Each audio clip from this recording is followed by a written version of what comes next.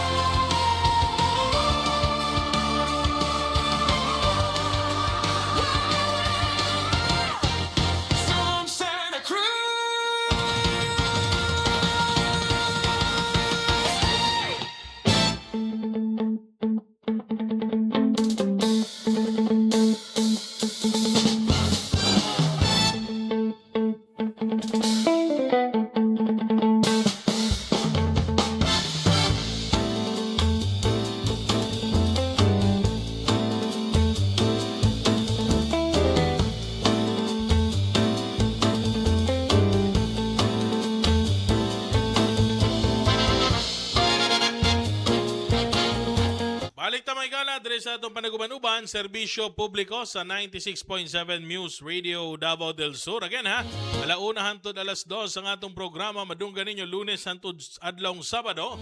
Doon na po ni replay alas 5 hantod alas 6 sa hapon. Same station, 96.7 ug sa atong Facebook page, Kakampi Radio. O ba nato karon sama-sama yung ganiha isgutan ng indigenous people, IPs. Diri sa lungsod Santa Cruz ug sa uban pang dapit sa atong probinsya. Makauban nato ang Municipal IPMR representative sa mga tribo sa lungsod Santa Cruz, naglingkod isip ex-officio member sa atong sangguniang bayan. Kauban nato Bae Elvira Lim. Bae, maayong hapon. Welcome sa atong programa. Mayong hapon, madigir mapon. Ma'am, una na akong pangutana, kumusta ang sitwasyon sa atong mga IPs diri sa lungsod sa Santa Cruz? Well, ang ato ang indigenous people sa Santa Cruz, unified man na sila, nagkahiusa sila sa usa ka tumong ang pagpalambo sa ato ang indigenous peoples of Santa Cruz. Then, unsa ba kadako ang unahon ako? Unsa kadako ang populasyon sa IPs sa Santa Cruz? Percentage na idea? Ang so far ang dako ang barangay Sibulan kay nabahin kini sa cluster 1, cluster 2. Unya, nagsunod ang barangay Astorga, nagsunod ang Jose Rizal, Tibulo, Sinoron, Salidocon, o barangay Coronon. Napulo ni siya ka barangay within the ancestral domain nga thickly populated by the indigenous peoples. Nasa 30% ang IP sa Santa Cruz. So far kaniadto sa amo ang census estimated of 40%. Wow. And kumusta po ng ilahang mga panginabuhian, Ma'am Elvira? Well, ang kadaghanan sa ila is through farming. Kay kasaganan sa mga yuta diha sa mga tribo man. So sa farming.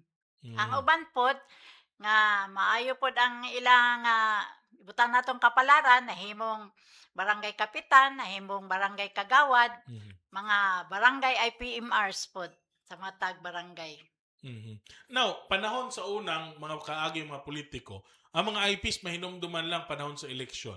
Doolon kay kini maingon nato nga solid votes po ni sila, basta may istoryahan ng leader, mutuman na lang ang atong mga tribo. Panahon ni Mayor Tata Sala, nabay kausaban ang pagtratar ngadto sa mga IPs, ma'am? Dako jud kayong kausaban. In fact gani saludo kay ko sa atong mayor kay for the first time nga nakalingkod siya as mayor, ang iyang priority ang indigenous peoples. Gani ibunyagan namo siya si Dato Banog kay mura siya og agila nga matag barangay ginaadtuan gyud na niya, ginaserbisyuhan na niya. Di ba ang banog maglupad-lupad man na o asa mo tugpa. Sa panahon kaniadto mao na nga permi ikasulti nila nga ang tribo kambyuan lang og tinapa, paliton lang og tinapa og udong. Pero karon dili na. Gisito it ni Mayor nga matag barangay, matag indigenous peoples, makadawat jud ko sa ilahang community assistance, no? Medical mission, sa kasala ng bayan, mo na ang gibuhat ni Mayor Tata Sala. Kung gani, kung makita ninyo, adunay jud kalahian, kalambuan sa usa ka tribo sa Santa Cruz. Ang paggahin ba og budget, mas dako ba ang budget karong panahon na administrasyon ni Mayor Sala para sa mga IPs kumpara sa mga niaging mga administrasyon? Ako jud kay nga no kaniadto na-assign man ko sa Santa Cruz sa NCIP pa ko as officer in charge diri sa substation. Gani wala jud, wala kay kung musungkit ka og mga projects para sa tribo, wala jud ka, balibaran ka, ultimo ang opisina kaniadto gamay kaayo nga office na daghang bakante ang opisina diri sa LGU, dili jud mahatag. Gani nagpasalamat mig dako sa iyaha kay ang budget pod matag tribal day ginatagaan niya, gani na-approve karon ang 50,000 tribal day per barangay sa 18 barangays of Santa Cruz. Dako na kaayong tabang sa ila kay instead magsigi og solicit, itagaan jud og pondo sa Office of the Mayor ang matag barangay. Kanang mga tribal day sa mga wa nakasabot, tanaw nila, kuha naman na kapritso, kalingawan naman na. Sa miyembro sa tribo, Ma'am Elvira, isip ilang representante, unsa ka importante ni mga tribal days matag barangay? Kana siya, sagrado yun na siya. Kay kung ikumpara nimo ang tribal day, pista na sa barangay. Murag pista sa tribo. Ana siya. O ang uban gani ningon kay magsige solicit dili gyud. Mandatos ka na sa Republic Act 8371, Ipralo. Nga matag barangay aduna gyud kitay cultural integrity, cultural presentation, ato na yun ang tradisyon sa kaniadto sa kanunuan nga doon na yun tay pista sa tribo o tribal day. Makatabang ba ni sa pag-preserve sa cultural identity sa matribo? Kay kung wala ni, basing malimtan na kay nagka-modern ang panahon. Tama jud na. Kay karon ultimo ng mga estudyante, kung matapad nimo sa bus, Tagalog na. Whereas kung sa tribal day, sila pod ang nagapresent sa ilang kultura, mga IP youth. O din makaton sila nga mga wala man mi, sila ang sumusunod sa amoa. So by that, tudluan jud sila. Pinaagi sa tribal day ug unsa gi-present kay mao man na atong kultura god. Ana sila daghan silang makatunan. Unsa pa mga lain-lakang imong ginahimo para ipasabot ngadto sa mga tribo nga dili dapat nato ikaulaw nga kita sakop sa tribo. Kaya usahay mo po ng rason nga, ngayon mo mag-Tagalog, mag-in-English na, usahay mo limot na nga siya sakop sa tribo kay maulaw. Kinahanglan mapasabot nato na sila. Unsay mga lakang imong ginahimo, ma'am, nga para matudluan sila nga, proud dapat gihapon ta. Yes, tama na. In fact, natay IP youth, matag barangay, no, mga lideres. O gani, pinaagi sa sinabadan, o ini cultural activity sa munisipyo, sila ang atong ginabutang jud. Gi-prioritize nato sila kay para makaton po sila kung unsa ang kultura sa tribo o tradisyon sa tribo. Kay pinaagi sa ilaha, makaton sila unsaon pagdumala. Being an IP youth, sila ang mag-assist dito sa atong mga tribal leaders. Ma'am, diri sa atong lungsod Santa Cruz, nadiya ang mga tourist sites nato. And before ta makaabot ni ana kasagaran mga tourist sites, naadiha ang mga kaigsuonan nato mga IPs, mga lumad. Nabagyapon mo ikuan share sa mga income ni ana? Yes. Kay matag barangay kung makita ninyo, natay mga tourist spots like Sinoron, Mount Dinor. We have Mount Fortune, Mount Luway.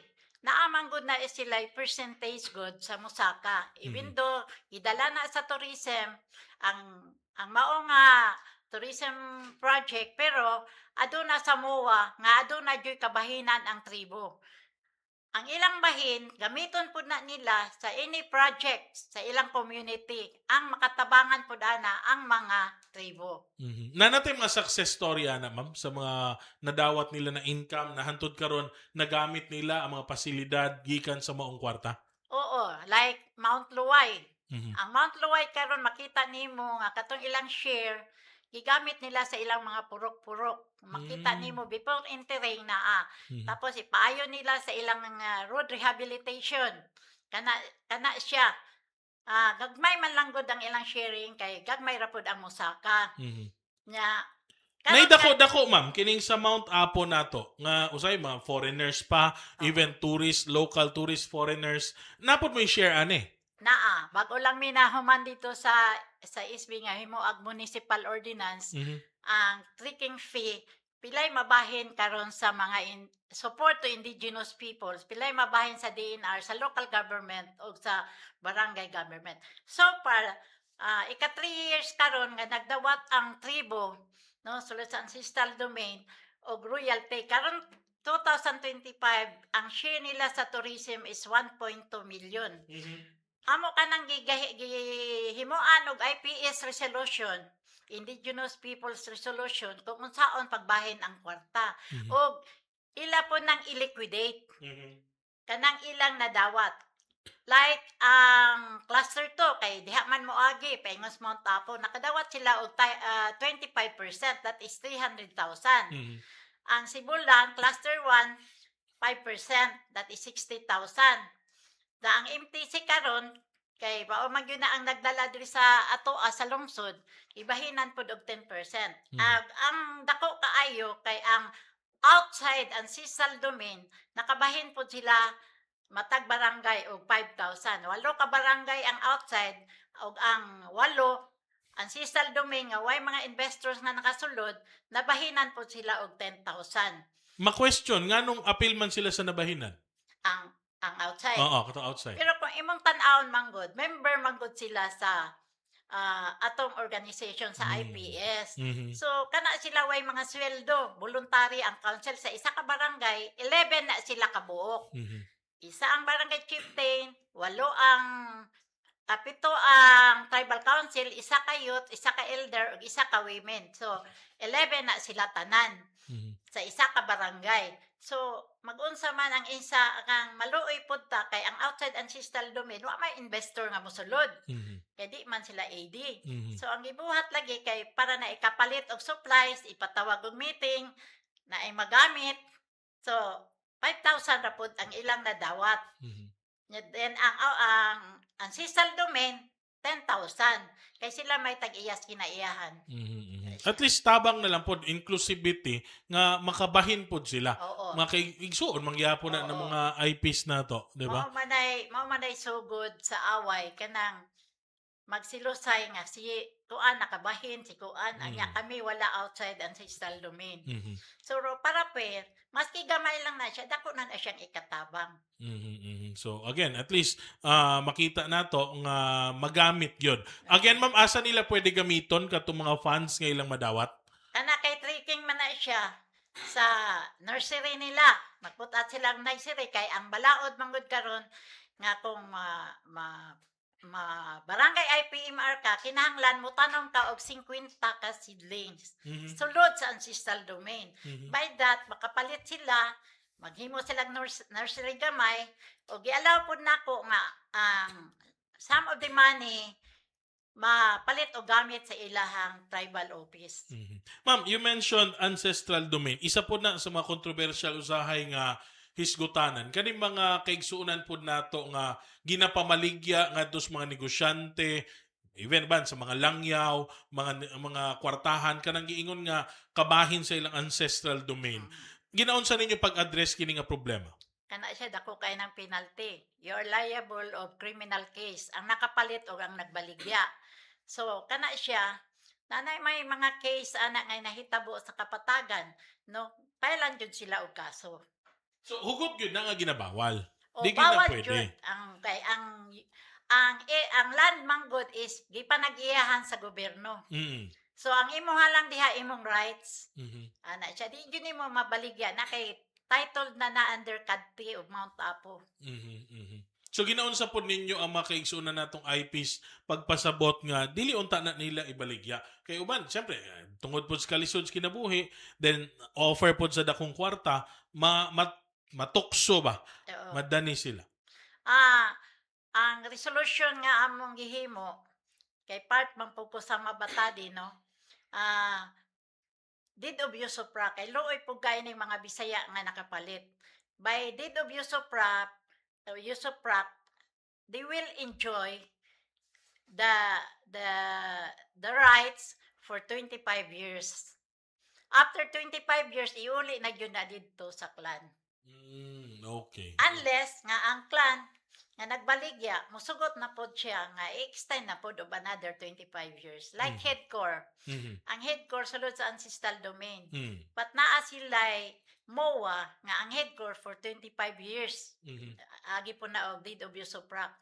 So ang headcore mag-expire karong 2008, maghimo na pog another extension of 50 years. Okay. Ma'am, doon ay mga aktibidad ba nga ginaandaman ang inyong buhatan para sa Santa Cruz nga angayan natong atangan? Karong umaabot nga September, aduna kitay Sinabadan Tribal Festival. Then nag-participate po ta sa October 3, IP Day nga gibudgetan jud na sa munisipyo sa Santa Cruz. So gani kini atong Sinabadan, gibudgetan po ni Mayor og 1 million. Okay. So unsay expect nila ana sa maong okasyon? Nindot nga presentation, appeal sila sa activity, makadawat po sila kung adunay mga premyo, no, nga ihatag kay naa may kwarta nga gihatag ang gobyerno. By doing that, makuan yun sila nga mo participate sa maong activity. Okay. Ma'am, lastly, mensahe nimo sa mga kaigsunan natong tribo, ma'am. Ang akong mensahe sa atong kaubanang tribo being the Municipal Tribal Chieftain of Santa Cruz, at the same time Municipal IPMR, nga unta kitang tribo di ta madala og kwarta.